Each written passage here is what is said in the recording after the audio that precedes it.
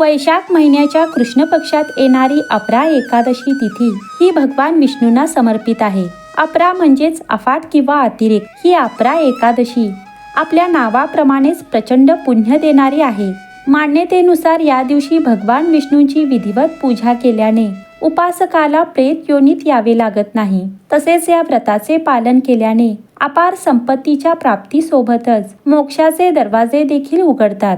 यंदा 2026 मध्ये अपरा एकादशी तिथीबद्दल बऱ्याच जणांमध्ये संभ्रम आहे. एकादशी तिथीची सुरुवात ही मंगळवार 12 मेला दुपारी 2:52 होईल, तर 13 मेला दुपारी 1:30 संपेल. उदय तिथीनुसार एकादशीचे व्रत हे बुधवार 13 मे 2026 रोजी पाळले जाईल. ज्याप्रमाणे एकादशीचा उपवास हा विशिष्ट विधी व नियमांचे पालन करून केला जातो, त्याचप्रमाणे एकादशीचे पारण देखील शास्त्रोक्त पद्धतीनेच केले पाहिजे. अन्यथा उपवासाचे आध्यात्मिक लाभ पूर्णपणे प्राप्त होत नाहीत.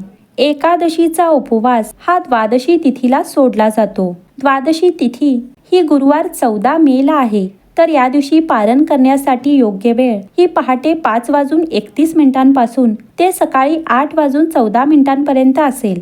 या एकादशीला उपवास करण्याव्यतिरिक्त काही गोष्टी करणेही आवश्यक आहे.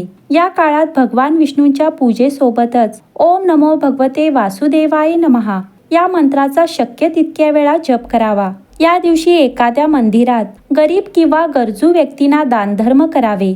यामुळे भगवान विष्णूंचा विशेष आशीर्वाद प्राप्त होतो. यासोबतच देवी लक्ष्मीचेही दिव्य वास्तव्य आपल्या घरात राहते अशी मान्यता आहे. या अपरा एकादशीच्या तशा बऱ्याच कथाही प्रचलित आहेत. पौराणिक कथेनुसार प्राचीन काळी महिध्वज नावाचा एक दयाळू राजा होऊन गेला.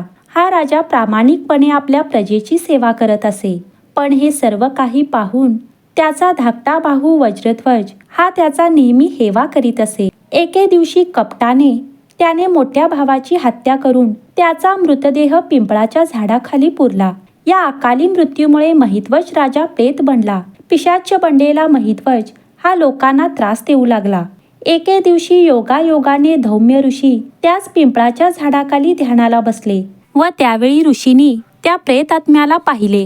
आपल्या आत्मदृष्टीतून त्यांनी त्या प्रेतात्म्याच्या जीवनाशी संबंधित सर्व काही जाणले व राजा महिध्वजाला प्रेत योनीतून मुक्त करण्यासाठी त्याला मरणोत्तर जीवनाचे ज्ञान देण्यात आले. ऋषींनी दयाळू वृत्तीने त्या पिशाच्याला सद्गती मिळावी म्हणून स्वतः अपरा एकादशीचे व्रत केले व या एकादशी व्रताचे जे काही पुण्य मिळाले ते सर्व पुण्य त्यांनी राजा महिध्वजाला दान दिले. सद्गुणांच्या तेजामुळे राजा महिध्वजाला प्रेत योनीतून मुक्तता मिळाली. राजाने धौम्य ऋषीचे आभार मानले व यानंतर या व्रताच्या पुण्याईने त्यांना वैकुंठ प्राप्ती झाली. अशी ही अपरा एकादशीची कथा. ही एकादशी महापापांचा नाश करणारी मानली जाते. एकादशीचे व्रत केल्याने कळत न कळत झालेली ब्रह्महत्या, गोहत्या, भ्रूणहत्या अशा पापांपासून मुक्तता मिळते. धर्मपालन करणाऱ्या माणसाने नेहमी सुयोग्य वर्तन करावे अशी धर्माची अपेक्षा असते. त्याचे बरेचसे प्रतिबिंब या व्रताच्या कथेमध्ये आढळतात.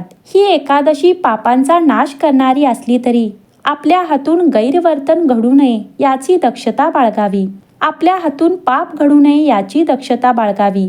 याचबरोबर संकटात असणाऱ्या व्यक्तींना न मागता मदत करणे हे या एकादशीचे व्रत केल्यासारखेच आहे.